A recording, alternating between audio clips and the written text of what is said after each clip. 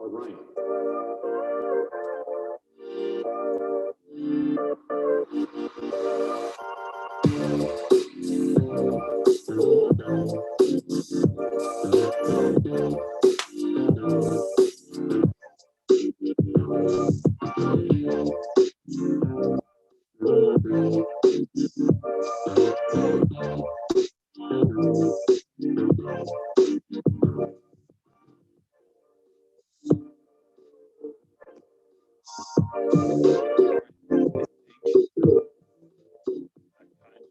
Sort of worked.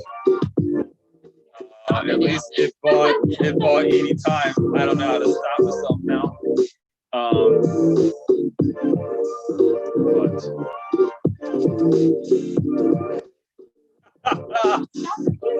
I'm trying. There's too many things on my desktop.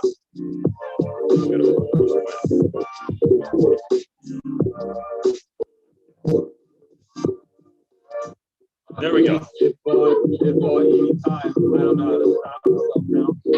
And now I can hear myself on YouTube. Oh my goodness. We'll get it down. We're getting there. Look, we're not a production team. We're not a production team. Been emailing people all week trying to figure out how to do this and watch YouTube videos. We are the idea here is to what we're trying to do, right? This doesn't have to go on the podcast yet. Jake, to just create some transparency. There needs to be about 5 or 10 minutes on the front end of this so that Edie can get things situated with my wife, so that all the links are in places so that people can come on the Zoom, or they can just do the YouTube, like that whole experience is there. And so to do that, there's just some finagling, and we're trying to figure it out. We're figuring it out as we go. Man, this is the story of my life, is making something from nothing. So with that, I'm gonna jump into it. Jake, you can start the podcast now. My name is CJ Reynolds, and I run this YouTube channel called Real Rap with Reynolds. And what Real Rap with Reynolds is, beyond the channel, is a community of educators that are really trying to be the teachers that we were called to be. And so what better way to do that than to show up on a day or a night or an afternoon, which is Sunday, which usually strikes hearts in the fear of all teachers and students that didn't do their homework yet.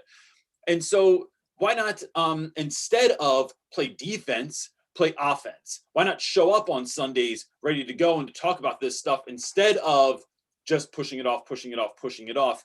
And so the hope here is that us as a community, not just me, but all the folks that are here in the chat, all the people that are watching this later, are creating pathways and pipelines to help teachers be the teachers they were called to be, or that they are called to be. Edie said, don't say were, say are, because were sounds like you used to be called, but now you're not called anymore. Very true. So we do this in a number of ways. We do this on a live feed here on Sundays. I do this on regular YouTube videos that show up on, guess what, YouTube, or semi-regular, getting more regular, you'll see. This is through our website, realrapwithreynolds.com. It's through personal mentoring, where you can sign up on our website to get mentored by me. I'll talk to you about anything. I had a talk about business yesterday, and it was really, really fun. Come speak at your school. You could buy the book, teach your class off, The Real Rap Guide to Teaching, which is in a particularly, it's a glaring scene going on over here. But we have to dial that in. Put it on the list. Or through our Facebook group, which is Real Rap with Reynolds Teacher Talk on Facebook, which is a community of educators. And one of the things that I love about that, so there was a particularly interesting post the other day about a bulletin board, and anyone that's in the Facebook group knows about this post. And here's what I liked about it. I like that somebody, and if you don't know, I'll say, like, someone tried something at school, they put it up on a bulletin board. And the thing that I love is that, one, the vulnerability was there to make this post on Facebook. And then in large part, the criticism that came from that was really positive. I mean, there were a couple of like people that were like upset, but I think that touched something in them. But the fact that there is a space in the internet to have authentic conversation, to be active listeners, to encourage one another, support one another, uplift one another, is not, I mean, there's hiccups in the group, just like there's hiccups in life, right? There's moments where it's like, I don't know, this doesn't seem kind. And those things have to be navigated. But, you know, I think that it's interesting to have a space on the internet that allows you to do that. So here's the gig for tonight. If you are interested in asking a question, you can put it right in the chat. If you want to do a Zoom question, you hit the link at the top, right? And if you do the Zoom option, you come on live with me. We talk about it on the internet. And sometimes it just gives me a better way to kind of like maybe like ask some follow-up questions that really get some insight as to what's going on. But you don't have to do that. Even if you choose the Zoom option, right? What we're trying to provide here is an opportunity for everyone to weigh in on this. So those questions at that time are going to be put in the chat by the team, and so that everyone can respond to them as well. Because look, this is not, although this is me on the internet talking, this show isn't just about me, right? This show is about the community, because we think that that education is a communal activity. And so in doing that, we are creating space on the side for people to weigh in, to give their opinions, to give a little bit of advice.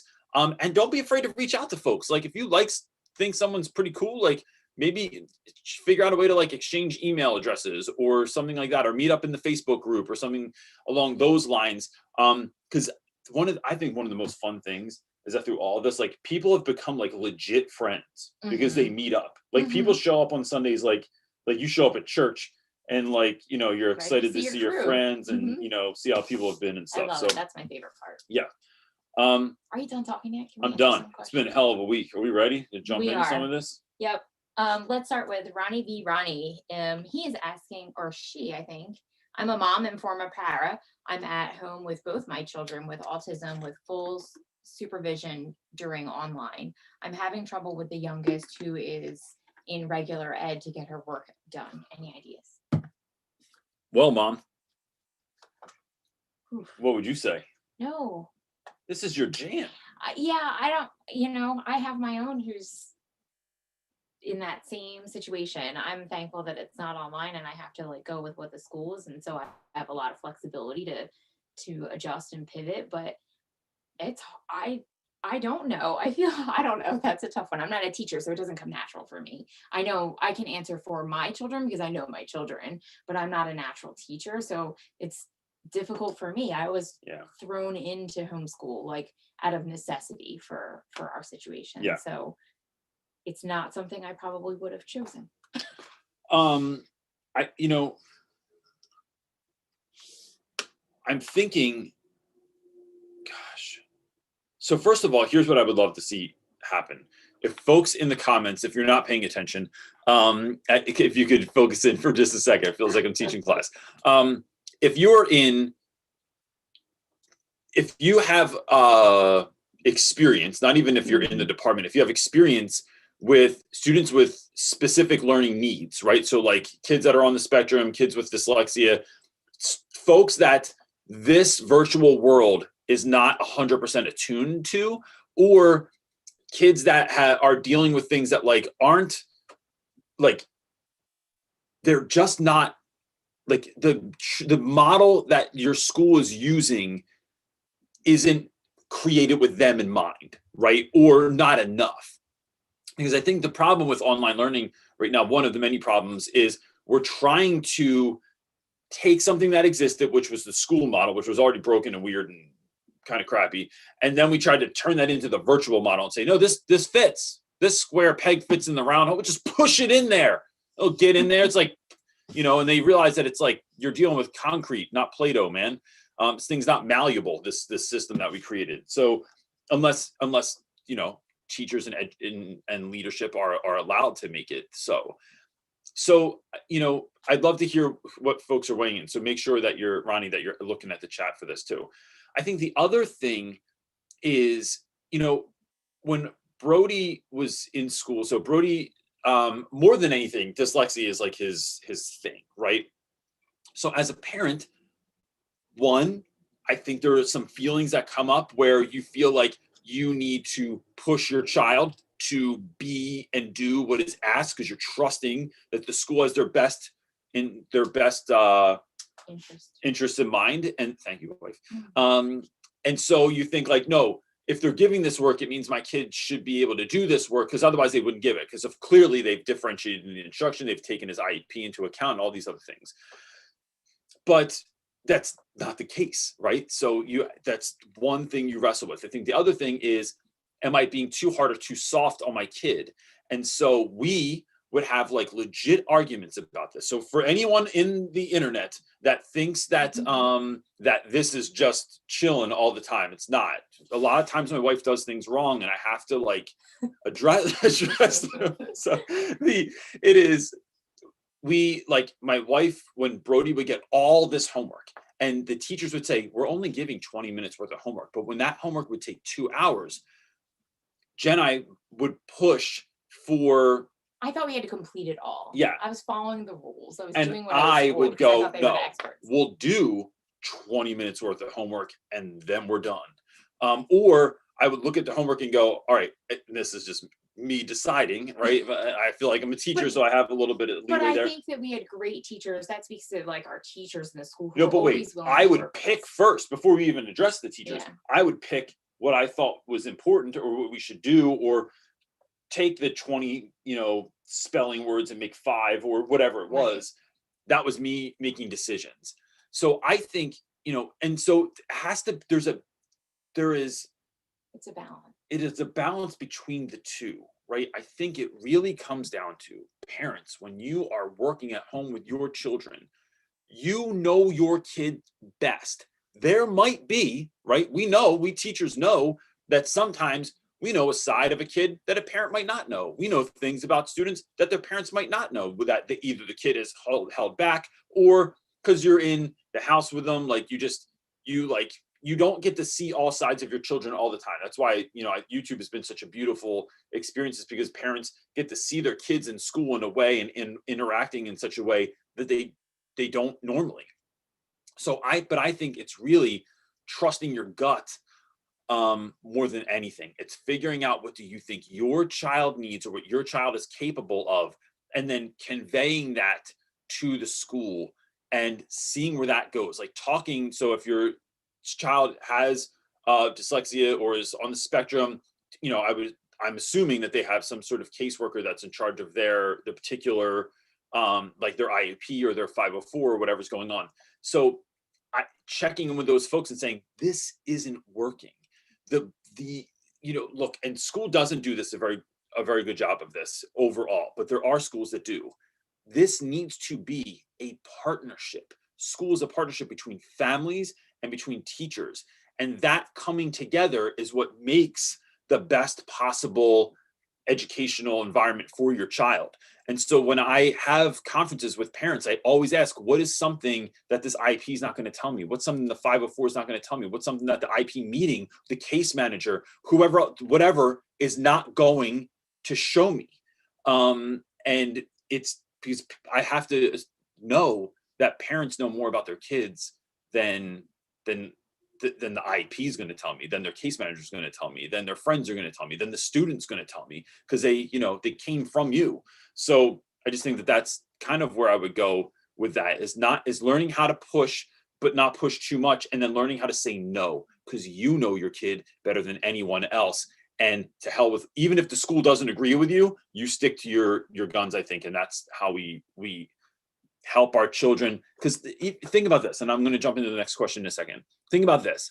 What is the lesson you're also teaching your own child to say no to, like, people that put themselves in places of power? That just because you have some sort of power doesn't mean I have to listen to you. And I'm not saying like you have to become an anarchist or something like that, but it is learning how to say no and then have those conversations. Yeah, it's learning how to have boundaries, and it's learning how to stick up for yourself, and it's learning how to put your foot down, and it's learning how to say, well, why, right? So not even just putting your foot down, but saying, I have a question.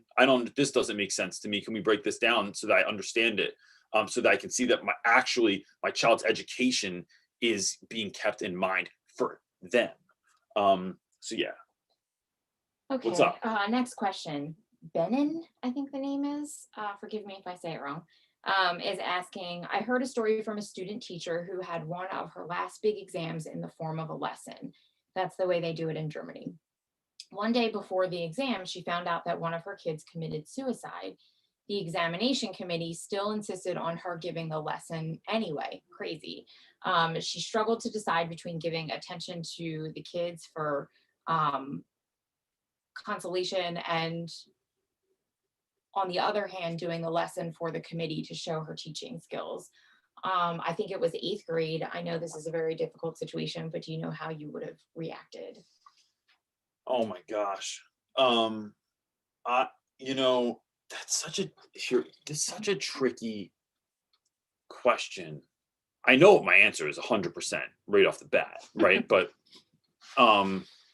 I think it's tricky because to put myself in the shoes of someone else, like, so sometimes when I answer things, they are answers that I feel strong in doing. But that being said, I don't know what someone's situation is, right? So like, if you go the wrong way in that decision and you don't get a job because of it, or you don't graduate because of it, and then you have to take something over again or do something over again or something along those lines, and that means you can't have income for your family, it means your kids are going to go without, it means you're not going to be able to pay your rent, or whatever those, I realize there's other things there. From where I'm standing, from my life that I live, I would say that, as always, education's only ever about students. And so providing space for young people to explore and express what is going on in their world, especially when there is something as heinous as having to deal with a suicide. Like, how heartbreaking is that someone you knew, someone that was your friend, someone you shared space with and time with, is no longer here, is not something that can be fixed. It's not something that counselors are going to come in for the day and deal with. These are long-term issues that those children will deal with, some of them for life. Right? This is going to have a ripple effect that lasts for life. And so why wouldn't we show up and realize that if we're here for children, then what do children need today? Do they need more practice in reading, more practice in writing, more practice in math, or do they just need someone to listen to them, someone to be there with them, someone to care for them and walk through something with them and show them what it's like to be reflective, to be vulnerable, to be open. So this is really distracting when he does this, because I'm really trying to have this like really important moment, and the dog is like kicking up the laundry to make a little bed for himself. And then he just looks at me like, what? Anyway, so along with that, I think there can be a balance. there can be space given in the beginning of a class where you spend 5, 10, 15 minutes, depending on like, maybe kids really want to talk about it. Maybe they don't want to talk about it. Maybe you talk about things about how like, we're still going to do work today. But it's because I think that sometimes that consistency is what kids need. I've had students who have had like very close family members die, and then they come to school the next day. I've had kids whose houses have burnt down overnight and they come to school the next day because they want some sort of familiarity. They want some sort of consistency. They want to show up and it's like Cheers, like where everybody knows your name. There's only 5 of us that got that reference. So it's I think that can be an important piece as well. Yeah, and then you go into your lesson for that consistency piece. But you're at least letting it be known that like, look, we need to get through some things today, but like, I really want to talk to you about this. I really want there to be space. And if you, as you're processing during the day, you can come and see me after school or during lunch or something like that. I think that could be a both end. And if the people that are watching, the people that are grading that don't think that that's useful, like, I mean, sometimes things are broken and they can't be fixed. I don't know. Like, I don't know. Like, I would probably follow up with them afterwards and say, look, this is how I did this. This is why I did this. I've been with these students. I know them. And this is what needed to be done. And if that means that things are going to get messed up for me on my end, education's only ever about students. So be it.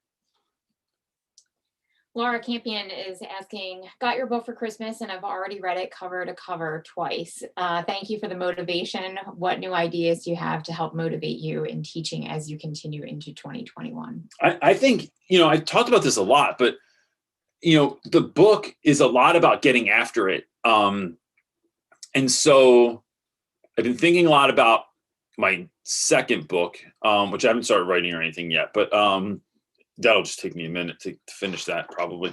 I've been thinking about 2 things. Is that book will have more to do with like how to achieve some of the ends I talked about and teach your class off, like more like step by step kind of a thing, I think is what I'm hearing a lot of people would like.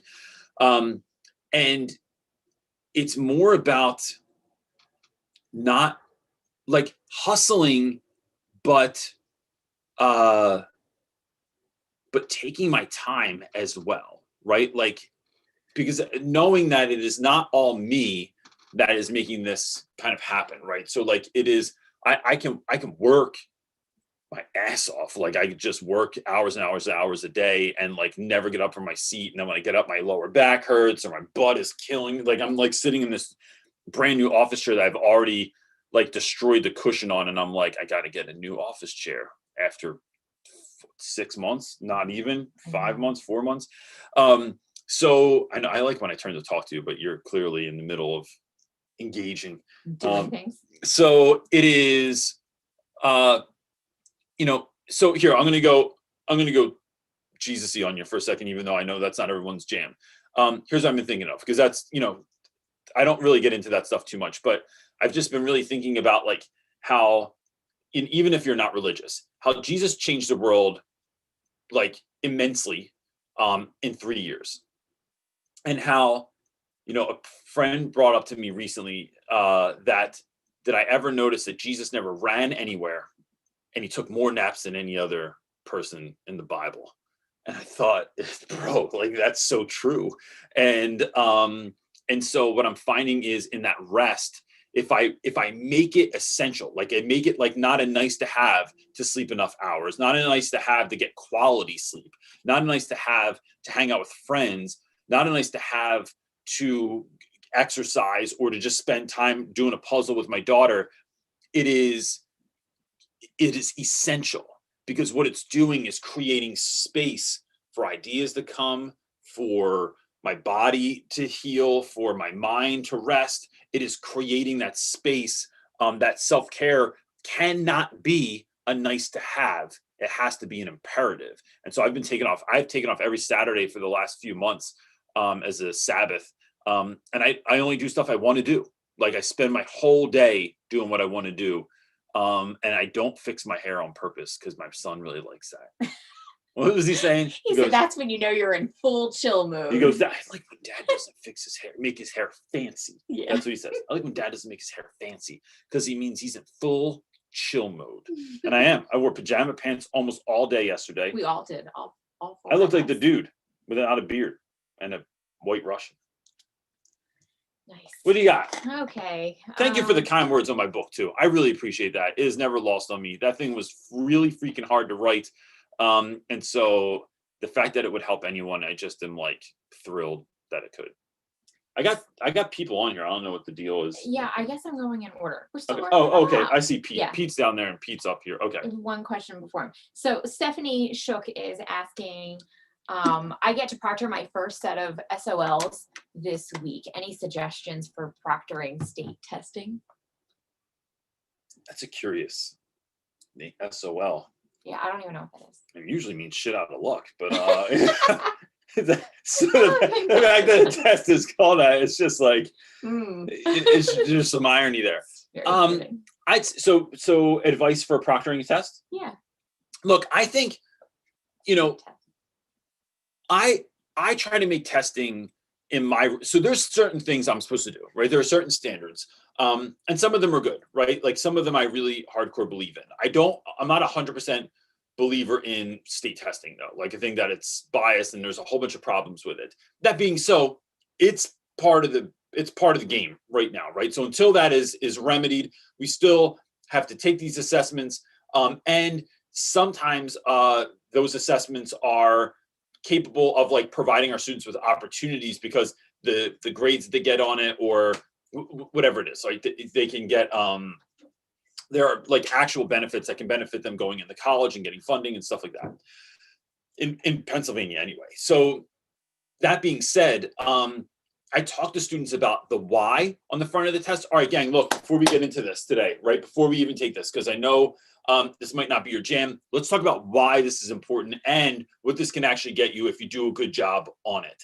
And then talking about things just really quickly, like what will help you do well, right? So one of the things that I've learned over time that my students like really struggle with is that they don't have, they tire from test fatigue, right? So they will look at an entirely like an enormous passage that they have to read. And then there's like 5 questions under it. And my kids always do the same thing. They try and just answer the questions without doing the reading, or they'll try and find the answers. But when it's not comprehension questions, when they're asking you to like dig in a little deep to do something with the reading instead of just regurgitate in the answers, they get tired and they don't want to do it, or they skip it, or they just guess. And so it's about working through with kids to say like, look, even if this is hard for you, can you read for 5 minutes and then give yourself a 60-second break? Just take a breath, sit back, look around the classroom, like close your eyes for a second if you need to, whatever you're doing, but you're resting your mind, and then jump back in for 5 minutes and then keep going back and forth like that. So it's like giving them sort of like some of those quick, like best practices as a reminder going in. I think the other thing is reminding kids that you have to be silent. But even for that, right, for every single part of this, it's why you have to be silent, which makes us have to take a moment and think about that. The reason we are quiet during testing isn't because I said so. It can't be. That is a terrible reason to tell a child to do anything, is because I said so. And we all know that we didn't like this when we were kids either. When your mom said, "'Cause I'm your mother," and you're like, "Damn, bro, you just played that card. Like I can't even trump that."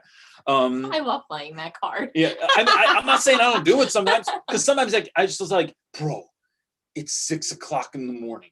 I want to have coffee. I don't want to have the conversation right now. So right now I'm going to say, 'cause I'm your father, 'cause I made you, 'Cause I can, 'cause you're my offspring."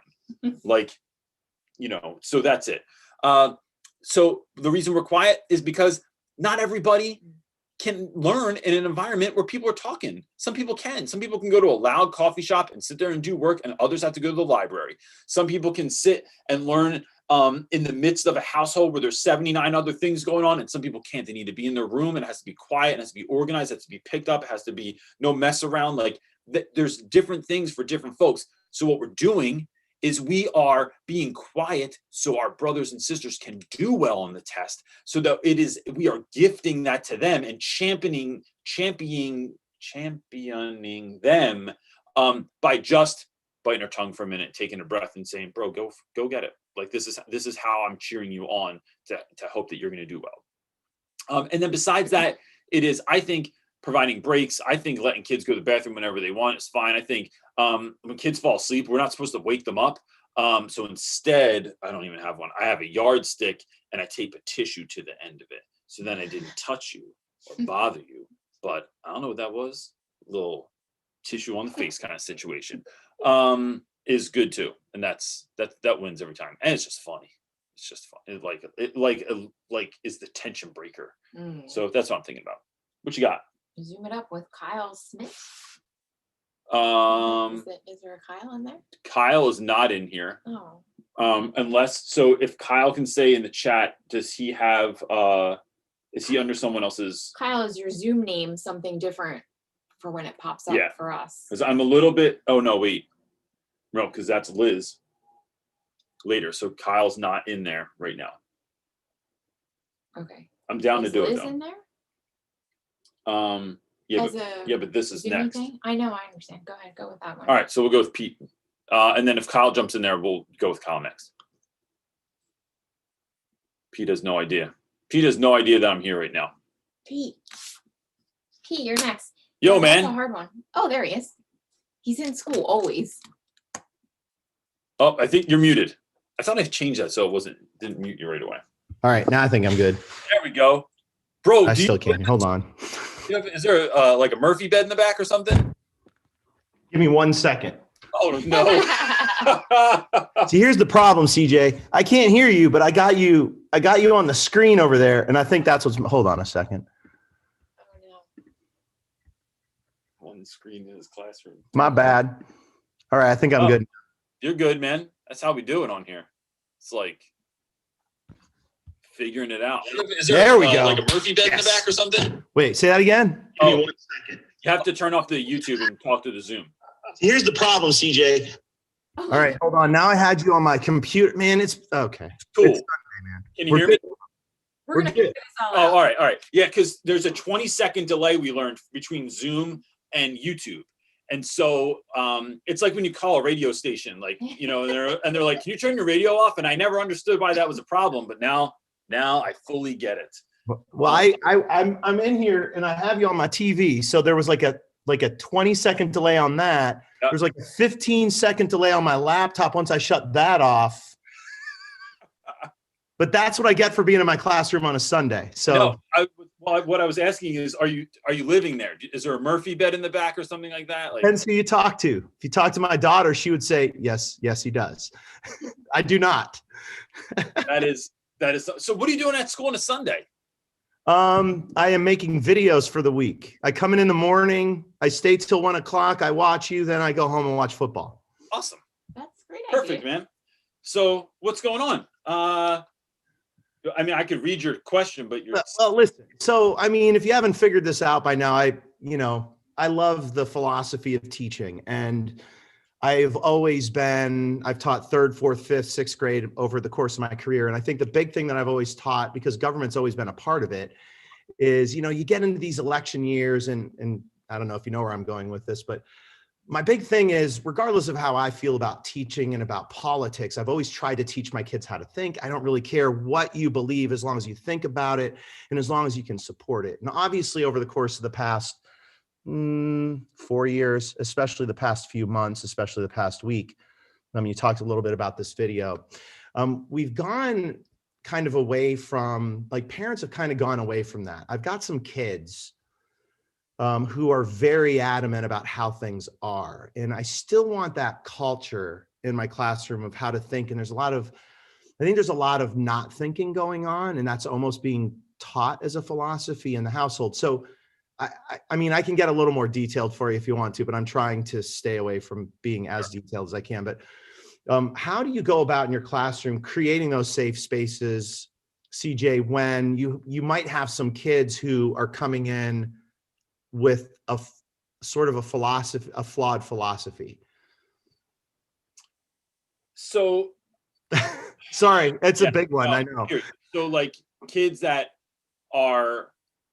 blindly follow Yeah, almost something that that's cult, happening like that in cult school. of personality that they come in with. Yeah. So I think,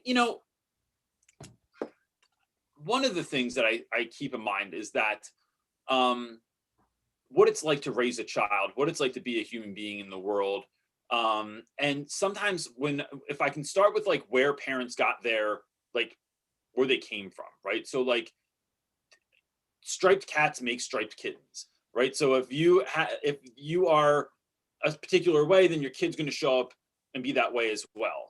That's not always like, I can try and help there, but the way I'm going to try and help is by pushing back on some of your ideas.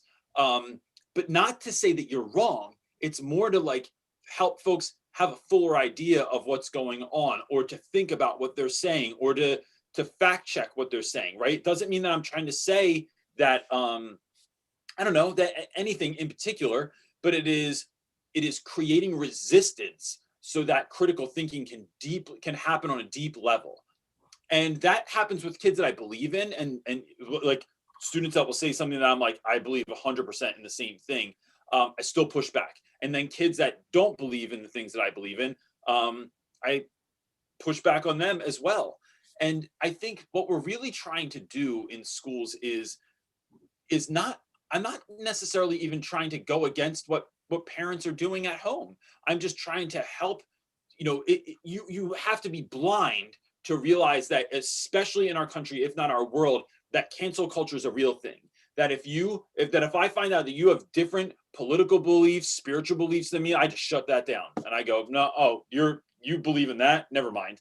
That when we can come together and have discourse, have conversation about things, I think that just is so much more interesting. So I have a guy that lives near my house that is like super pro Trump, is racist. I mean, like racist on a level where like if someone that is of color walks in front of his house, I can hear him yell. And oftentimes I've had to go around the corner to like address the situation, because it's not like, because if I can hear it, like it's just not going to happen. So, but when I meet individuals like that, it's not always about shutting them down, or sometimes it's calling the cops. Sometimes it's shutting that shit down and just, it's not going to happen in my neighborhood. It's not going to happen around my kids. You're not going to yell that stuff in your backyard or on your front step or whatever. But sometimes it's like, if you can have an honest conversation and say, I'm just wondering why, why do you think that that's okay? And I think sometimes when we can teach kids to meet folks with an inquisitive nature instead of a shutting you down nature, that bridges the gap, because then we start seeing humanity, right? It's the same thing that happens in school. I don't have to like your behavior to not like. So first of all, I care about you. I love you. You're wonderful. Your behavior sucks. But let's talk about that, because we all know that like sometimes you see the way a certain kid acts, and when you can learn what happened to them, where they're coming from, when you can allow them to unpack some of that pain and some of those ideas and some of that hurt, then we can get somewhere new.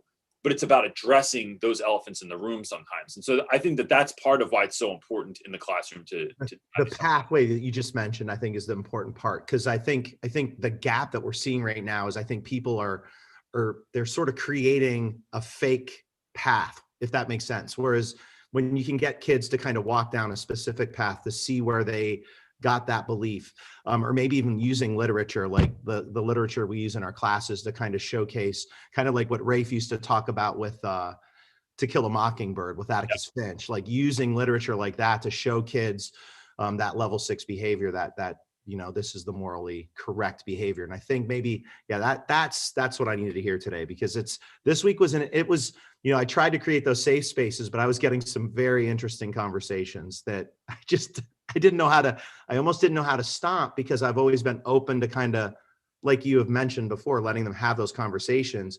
But when they were going down a path of, okay, that's not a conversation that's even morally correct. So how do we stop that while still making them feel like they have that voice? All right, I'm going to stop yammering now. I just wanted to show you this. One's coming your way. There you go. Oh, yay. There you go. I got him finally. Oh, my. There you go. Yes. There's a lot of people on here that are going, I have no idea. So but everyone next week's 30 and lesson older, will be where this comes from. All right. it looks like underwear. It's like, you supposed to be like a thong. Here are my pasties. There you go. Oh my gosh, this is the people who are just listening at the rebroadcast. They are going to be Yeah, or the wondering what podcast. heck Yeah, it's like, is wait, going what? on. Oh gosh. I Gosh. can't wait till my kids hear this. All right. It's a face Yeah. mask, not underwear. Real underwear with Reynolds. There it is. Guys, Later, man. Okay, Kyle is waiting. Kyle, you're up, buddy. Peace, bro. See you, man. All right, let's Kyle's joining. Let's see. Kyle, can you hear me? Yes, There's a delay, but how are you? I'm good. How are you? Good, man. Where you zooming in from? From Southern California, so pretty far away. Nice. Whereabouts in Southern California? That's where my brother lives. I'm about in Rancho Cucamonga, so it's the Inland Empire, about an hour away from Los Angeles. Like actual hour or LA traffic hour away from? LA traffic hour, so probably Okay. like 30, 40 miles away from LA. Nice, yeah. So my brother lives in Ventura, which is like one of my favorite places in the world. And I hate that he goes surfing every day, and I'm just like, it is cold and miserable outside here. So, cool. Well, look, what can we help you with? What do you want to talk about? Well, some background about me. I'm just going through my credential program right now, and trying to do my master's as well. And I got my bachelor's in business, and I went through that route a little bit. I did some marketing jobs, some like finance jobs, and just turned out that I just hated it. Like I hate kind of that idea of doing those things. Works for others, but not for me.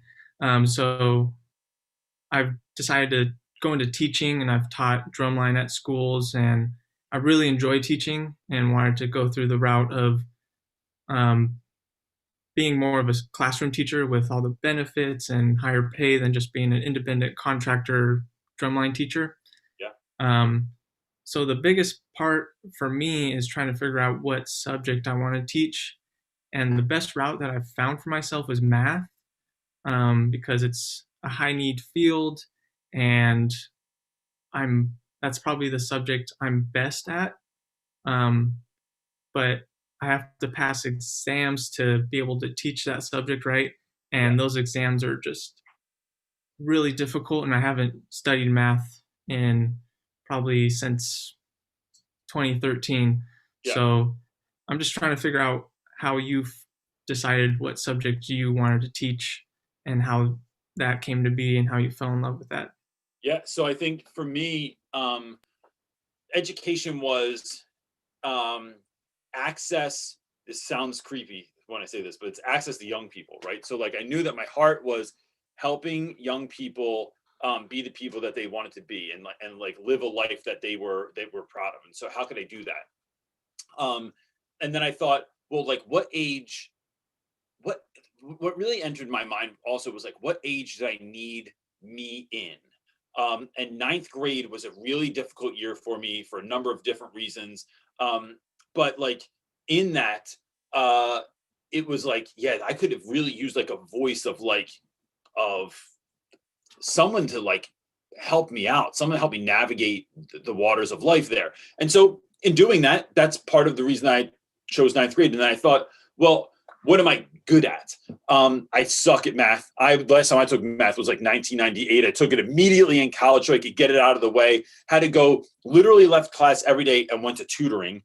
And then figured out that like English was something that I liked. And books for me are a window into a whole bunch of different worlds that you can talk to your students about, more ideas that you can talk to your students about. So that was something that was important to me also.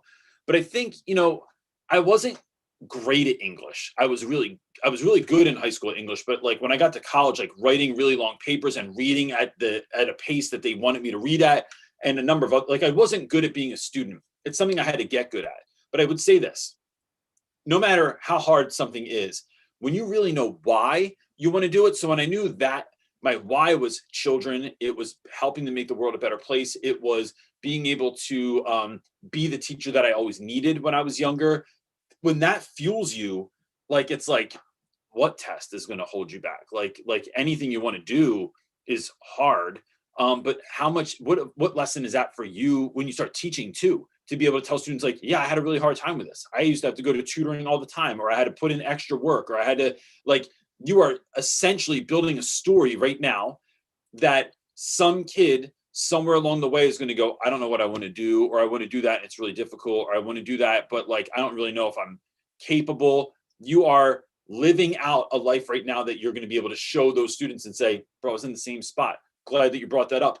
Here's how it was broken down to me. Here's how I learned best. Here's how I learned, like, how to kind of figure this stuff out. And I think that that is just as good of a lesson for our students as anything else, showing them that we indeed are doing something, which is why I think all educators, like even after they become teachers, should still be learning stuff, because you always want to stay in that kind of student mindset on some level, because you forget what it's like to be a kid. You forget what it's like to learn something. You forget what it's like to struggle, to feel like maybe you're not good enough, or like, I don't know if this is for me. And when we can do that, that helps us, I think, to be in our students' shoes a little bit better. So that's what I would kind of keep in mind. Is that useful at all? Yeah, that helps out a lot. That kind of first back to like, I've never been one to get really good at something like right off the bat, like, oh, he's talented. Like, that's probably not my case. And I really strive to want to just, when I was in drumline, I really liked giving kids drumsticks for the first time and just trying to figure out things with them rather than just trying to do the hardest things, right? Mhm. So in math, I want to be that person that teaches them algebra for the first time rather than trying to do calculus and STEM classes with them. I really try that basic level and just show them how fun and good it could be. And I like the process a lot. I enjoy the process of learning and such. So, Yeah. Were you good at drums right away when you started? Sorry? Were you good at drumming right away when you started? Oh, no, I was not that good at all. Yeah. So like, if you like, so I started playing drums in 4th grade, and have played drums my whole life. And so I remember like hearing songs or thinking I was getting good, and then I would hear a song and I was like, oh, I don't even know what's happening there. Like, I can't even, like, that doesn't even make sense. Like that fill or that time signature, or like there's like that shuffle that you're doing, or like ghost notes were like, what like, it just, that kind of stuff made no sense to me. But it is day by day knowing your why. And I had a vision in my head of like what it was going to look like when I could finally play on a stage, or I could play with people, or it wasn't just in my dusty ass old basement like playing, my secondhand drum kit. It was like, what is this going to look like one day? And so that's what ends up driving you, is like, when you know that, when you want that so bad, it's really hard for other things to get in your way. And I'd say doing stuff like tutoring, doing stuff like being humble and knowing that like you can't just do it all yourself. Like, it's someone said, I heard today, it's not the power of the dream, it's the power of the team. So like, who are the people that you're surrounding yourself with? Are they like people that are go-getters, people that are trying to do it, also people that are also struggle with math and they're trying to do better so they can, live a life that they're dreaming of too? It's a lot of those pieces, as well as like keeping in mind, like, who is your team, who's around you, who you're surrounding yourself with. Yeah, definitely. Knowing your why is super important.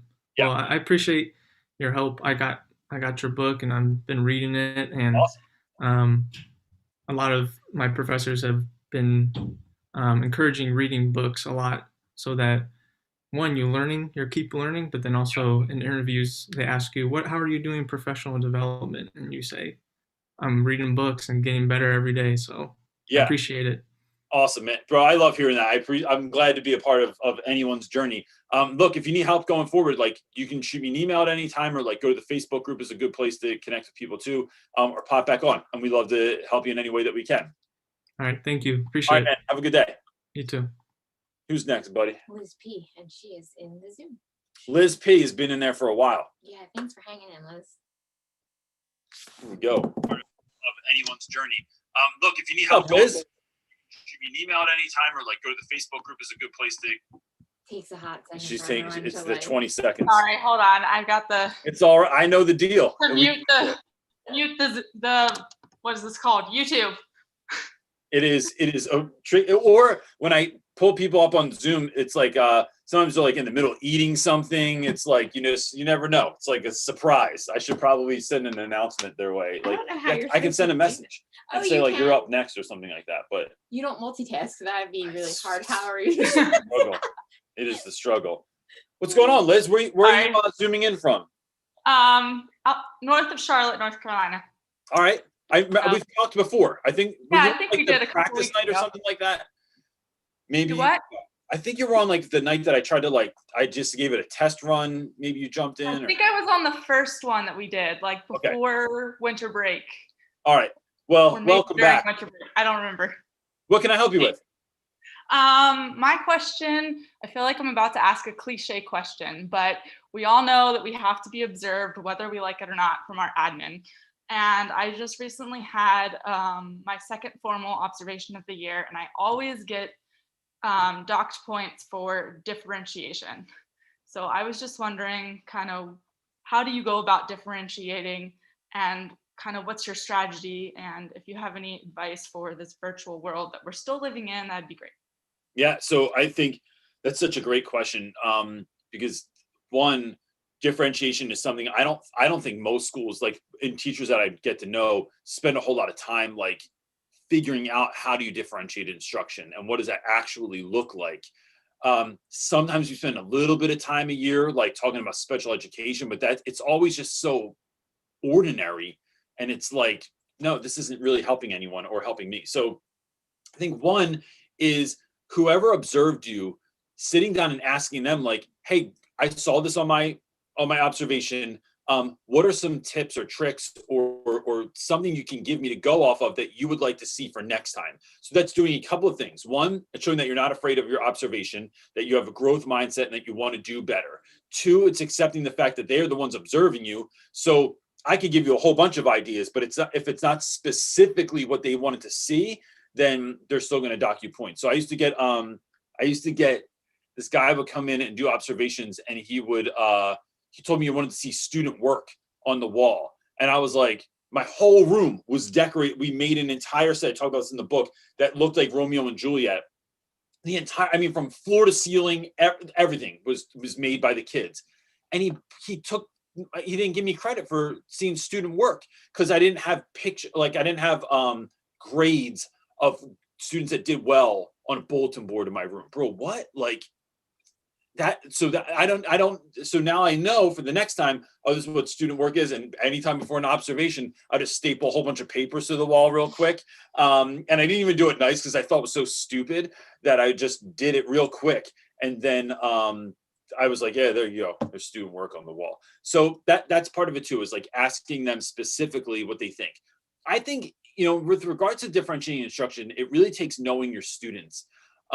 We can make a lot of things that look different, but if they don't focus in on the strengths of our actual students, then that's going to be problematic. And so the way that you figure that out is you just start differentiating instruction. You just start trying a whole bunch of different stuff and seeing like, oh, you're really great with video, or you like building, or you like just like regurgitating things, or you like group work or teamwork, or like you're someone that can trust to go in the hallway and just sit down and do something while the rest of us are in the classroom. And so when you keep trying things like that, you don't know. Sometimes we like to think that we know what our students are going to like or not like. And that's not always the case. Like I have kids that have like, I've had one year I had these two students had wild ADHD, and like I had to give them like a section of the room in the back to just kind of like be, so they could move around, they could sit, they could stand, they could shake back and forth. There were a lot of manipulatives in my classroom to kind of give them something to fidget with. And then we did a project where we made the island from Lord of the Flies out of Legos. And this one dude, my man never sat still. He wanted to go to the bathroom 27 times during class. He could never chill. I put Legos in front of him. He never owned Legos in his life that was a total like privilege moment for me where I thought, oh yeah, like Legos are really expensive. Like if you grow up in a house that doesn't have a lot of money, you don't get Legos. They didn't have knockoff Legos when I was a kid, right? So it was putting Legos in front of him, showing him how they worked.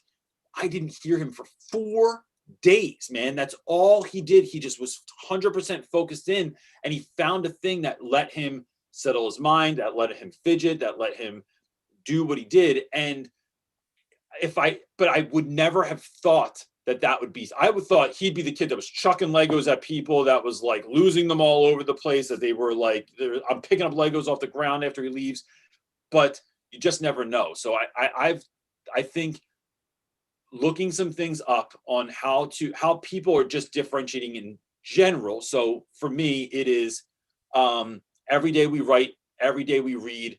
It is not just doing journals. Like, so in my class, we write journals every day, but sometimes we record journals now. So sometimes it's you use a camera and we use Flipgrid to do it.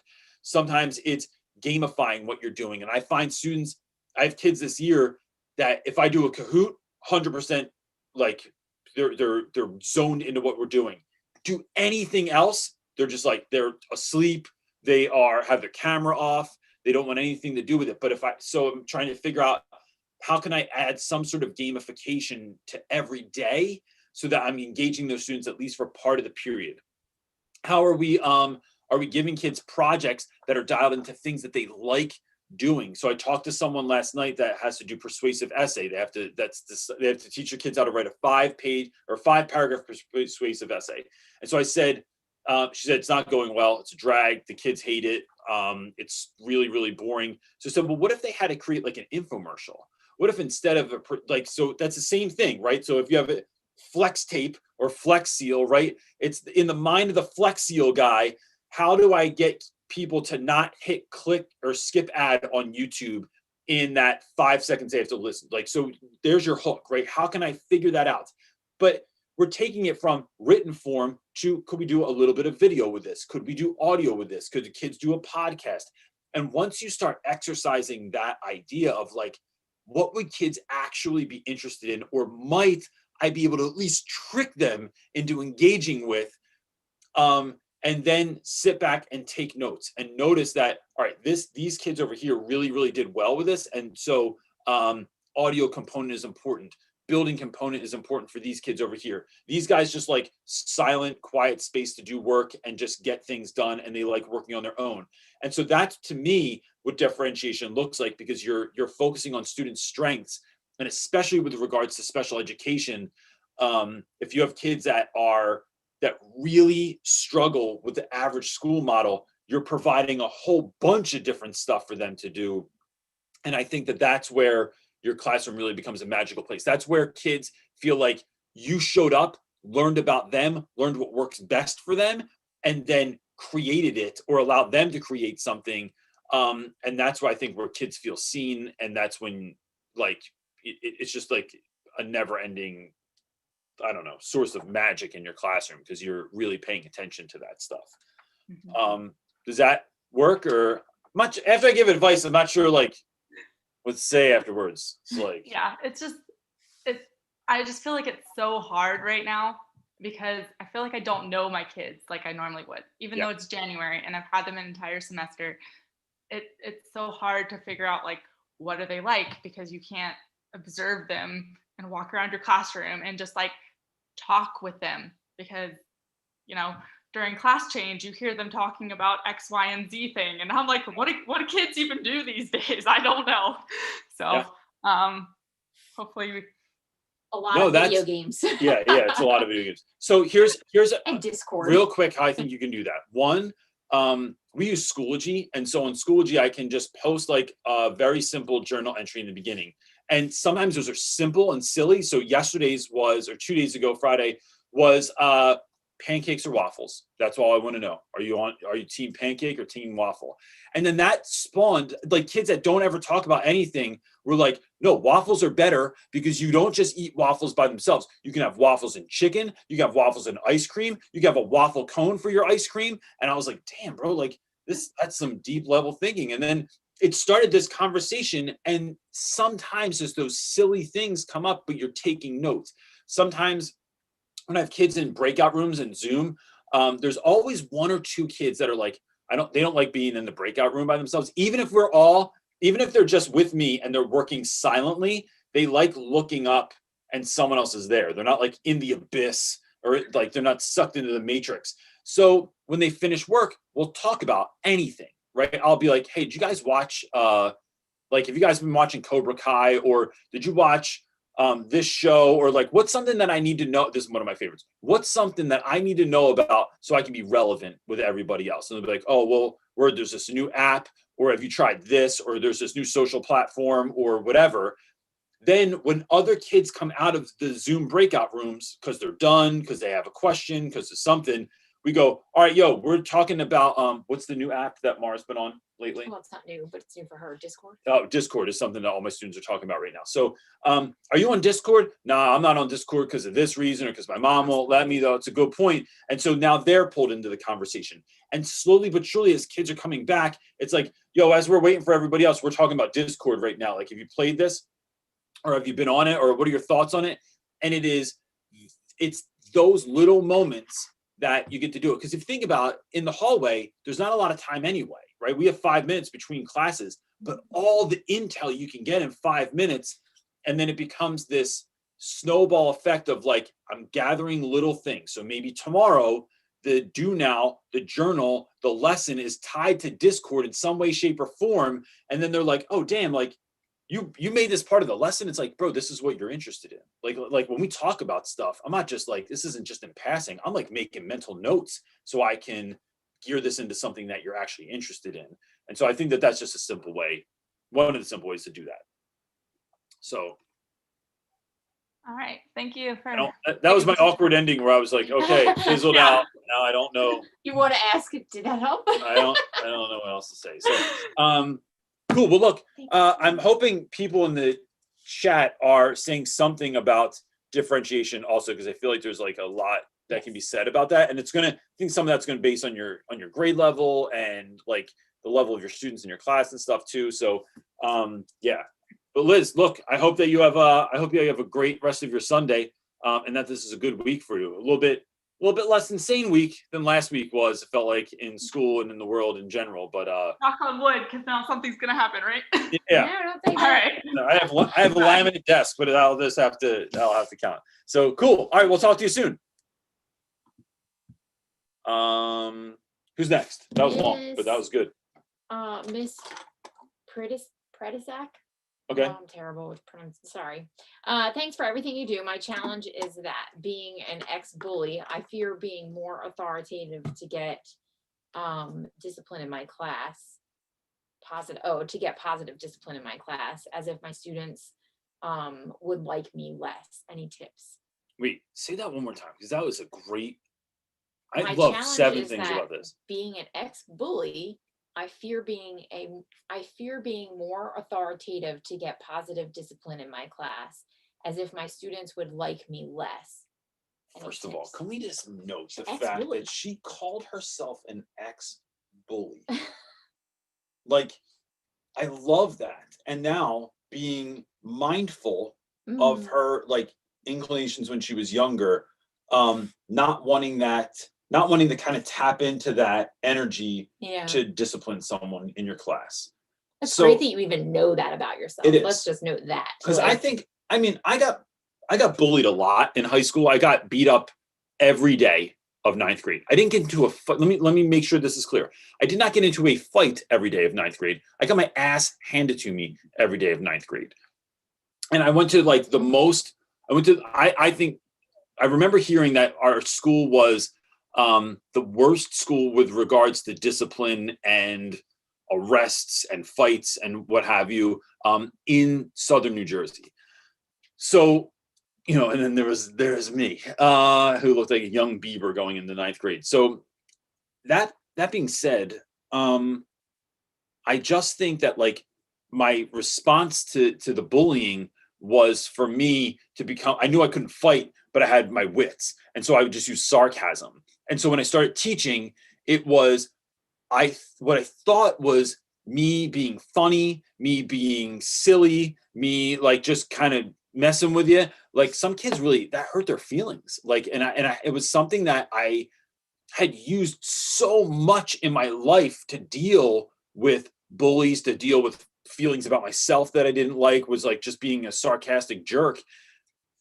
And even when I met my wife, like one of the things I did, like I remember my mom being like, you should lay off her a little bit. I'm like, nah, it's just messing around. Like, and it was like, you know, so it was me having to learn how to rethink how I could use that. I think that there's something, I'm not saying in bullying, but in that mindset, that assertion mindset, it's like if you are given a weapon or if you were given a gift and you're not taught how to deal with that, when you are Thor and you're given the hammer and you don't know how to use the hammer, it's going to get out of control, right? Like you need to learn how to use the tools that you have for good instead of for anything else, right? So I think using assertion, using, for me, sarcasm, it all has a place in the classroom. And this is why. Because not all students respond to the same type of discipline or the same type of redirection or the same type of connection. In just the same way that in loving kids out loud in class, some kids like the high five, some kids want the public shout out, some kids want a big giant hug in the hallway and you're making a big deal about them. Some kids don't. Some kids, it's a post-it note on your desk. Some kids, it's, yo, come here right before you leave class. I just want to talk to you real quick. Hey man, you did a really wonderful job today. I saw how you were really trying. I saw how it wasn't so easy for you, but you stuck with it. And I just want you to know that I noticed that and that I appreciate your hard work. Sometimes it's sticking, I have a whole thing of them here. Sticking eyeballs on kids. You can't really see them because they stick the wrong way. Sticking eyeballs on kids and going, I've got my eye on you. And that kind of like silly joke is enough because some kids can't handle all that love up in your face and honesty and that kind of thing. Like it makes them feel awkward. You're learning different people's like what they need, not what they want necessarily, although that can be a part of it, but what they need. And in doing that, sometimes that is raising your voice. Sometimes that is saying something in a joking manner so that I don't offend someone or because I know that you are likely to become unhinged if I raise my voice with you. Sometimes it's saying something in a really like stern but like calm voice with someone. Sometimes it's nonverbal redirection. Sometimes it's, yo, bro, we're not even talking about this again. Sit down, please. Thank you. Stop touching that individual. Not having this conversation again. Sometimes it's calling home. Sometimes it's bringing in somebody else to help you deal with the situation. So what you don't want to do is take your baggage and think that it's just going to be the same thing again, right? Like when I was a kid, there were certain tools I didn't know how to use. There's a reason my mom wouldn't let me use a nail gun because I'd probably shoot myself in the hand with it. Now I'm a grown up and now I know how to wield that instrument in a different way so that it benefits children. Figure out sometimes figuring out ourselves, figuring out our own shadow sides, figuring out our own problems with self-esteem, with confidence, with narcissism, with anything else that gets in the way of us being the teachers we are called to be. And so sometimes it's unlearning some of the things, sometimes it's processing some of the things, sometimes it's changing the narrative in our head about what we think about certain stuff so that we can show up and be the teachers that our kids need us to be. So I think in that, it's just starting to figure out how can you use that because some kids might need it and you don't, right? As teachers, we don't want to hold anything back that would give our kids the best opportunity to succeed in life. So that's my answer for that. It's your long answer. Here we are. Short questions, long answers. It's even making go. my hair fall down. It's really hot back here, man. It's very hot. Well, it's Holy these crap. lights and the sun and all that. No. It's lovely Which and is warm. I love it. What do you got? One Click Wonders. Mark is asking, any ideas for virtual class games? Thanks for everything you do on this channel. Virtual class games. I like, there's a number of things that I like. I like Kahoot a lot. I like Kahoot and I have zero affiliation with them. I like Kahoot because I can change things in it. So I can take somebody else's Kahoot that they already made and I can change the pictures. I can change how much time I want the kids to have. I can change the number of options. I also like Kahoot, but the way we do Kahoot in our classroom is I don't just play straight Kahoot. I can't stand Kahoot music. It's some of the worst music I ever heard in my life. So instead, I have my students thinking this year that I'm really into 1970s grocery store music. And so if you go on YouTube, you can type in 1970s grocery store music, and you will get a number of selections that will pop up that are hilarious. And so I will play that. I'll mute the Kahoot music. I'll play that in the background. And then I also have soundboards pulled up. And if you just type in virtual soundboards into Google, you get a whole bunch of them. And you can get like winning sounds, losing sounds. You can get meme sounds. And so if a kid wins something or gets something right, and it's like ding, ding, ding, ding, ding, or wah, wah, it's just a way to kind of sprinkle magic on some of those virtual worlds that you're playing stuff on. The other one, oh, snap, Kayla had us else says play they it. like quizzes. Quizzes? Is that, or quizzes? Quizzes. I don't know. Yes, I've heard of that Quiz as with well. lots of Z's. And there was another one that Kayla brought in before break that was phenomenal. And I'm going to forget. I don't remember what it was because she had to like send me the link, but I thought I had to have the app on my phone, but the kids download so much stuff on my phone, I can't keep it Tim straight. from Teachers on Fire is here. He says Kahoot actually offers a number of options for music. Oh, they do. Yeah, it's You the don't like same any of their song. options? No, because it's the same song. But they do like, you can do like the techno version or the 8-bit version or the, it's all different stuff. That is a really cool version of it. Yeah, so that, by the way, check out that podcast. Teachers on Fire podcast is great. That's one of my favorite conversations I ever had for a podcast. So folks should check that out. Yeah. All right. What do you got, dude? We're over time, so we're gonna end. We are, but I felt like we last started a couple question. minutes late, but we can finish up because I know that it's not just us; it's the team that's working Yeah. on this. I don't want to hold them. So we're gonna skip to our last question, and I just want to honor Naomi because she is a student asking you a question, like a high school student. I Oh, believe. lovely. She is asking, do you have any tips for helping a student who does not, and then in parentheses says, kind of low key hates a topic when everyone else really likes it, or does well at least, sort of, kind of like, low-key not hate the topic. All right, you got an answer for that one. All right, so who doesn't like the topic when everyone else really likes it? Basically, is what she's asking. I think there's a couple of things you can do with this. So sometimes, I will set something up for my students where I think it is the greatest experience ever, right? So, and this has happened with like, even with some of my greatest hits, like going to certain poetry shows, taking my students to Princeton to see plays, going up to meet Gary Vaynerchuk, having DJs come into my classroom, having other really special guests that I can't even believe come into my classroom, taking my students on trips that I think are just remarkable, going abroad with my students. Like we were in Costa Rica and there was a kid that just hated every minute of it. I'm like, bro, we are zip lining through the jungle and flying past monkeys, and they're just like, sorry. And I'm like, what are you talking about, man? And it's like, life doesn't get better than this. We're like eating dinner by a river and there's like monkeys around and like jungle sounds, and it's this beautiful magical experience, and we're all together, and they're like, yeah, I don't really like this food. It's kind of like, this is my favorite place we went to. So it's like, you can't win everyone, but what you can do is a couple of things. One, think about that, the fact that like sometimes, and this sounds like a total old person, like parent statement. You're not going to like everything in life.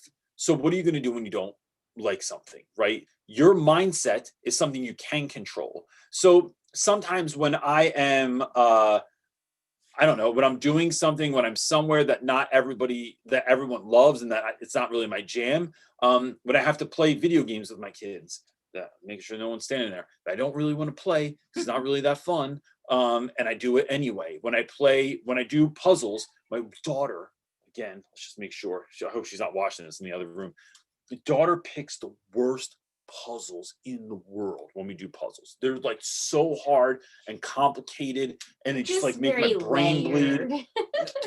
It just aggravating. And then she doesn't end up doing it. I end up doing most of it. It is not so much being tied to the activity, to the book, to the thing that's happening, but it is tying into the community in which you're a part of. So how can I enhance this experience for the people that I'm with. So when I'm doing one of those puzzles, I don't really want to do. When I'm playing a game with my kids, I don't really want to play. When I'm having a conversation with any student they don't really want to have because I don't really care that much about Dragon Ball Z, but I care about you. So I'll sit here and listen to you talk about Dragon Ball Z for an hour. It is remembering that's the people, not the thing that you're working on, that's the most important.